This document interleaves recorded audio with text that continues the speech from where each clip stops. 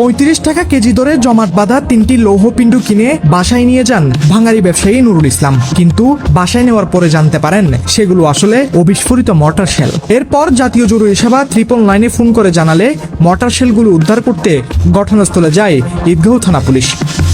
এক জায়গার মধ্যে ওদিন লোহা অলঙ্কার পাইছি, তখন আমি লইছি মনে করছি যে গাড়ির সাহেব মনে করছি, আমি লিয়ে আসি ওখানে ব্যস্ত গেছি। সেখানে কথা এটা বুম সদুম ফোলা পয়েন্ট দিয়ে দেখি আর পরিবারের গাড়ি দিয়ে তুমি বুম বলি হর উনি রেখে লাইন উনি আনতে লই যাবো 999-এ তোকে কল করে জানাই দিই। খবরটি জানাজানি হলে পুরো এলাকায় আতঙ্ক ছড়িয়ে পড়ে। পরে আইন শৃঙ্খলা বাহিনীর সদস্যরা এলাকাটি ঘিরে নিরাপত্তা ব্যবস্থা জোরদার করেন। ঈদগাঁও থানার ওসি এটিএম শিফাদুল মাজদার জানান, মর্টার শেলগুলো নিষ্ক্রিয় করতে কাজ করছে আইন শৃঙ্খলা রক্ষাকারী বাহিনী।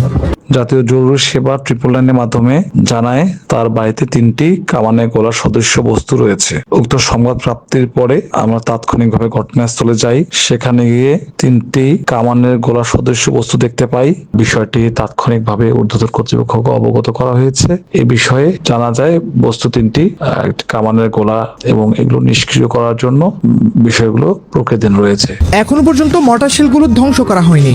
বোমা নিষ্ক্রিয়কারী দল সতর্কতার সঙ্গে মর্টার শেলগুলো নিষ্ক্রিয় করার কার্যক্রম চালিয়ে যাচ্ছে। নিরাপত্তার স্বার্থে ঘটনাস্থলের আশেপাশে সাধারণ মানুষের চলাচল সীমিত করা হয়েছে। এদিকে স্থানীয় বাসিন্দারা দ্রুত মর্টার শেলগুলো নিরাপদ অপসারণের দাবি জানিয়েছেন।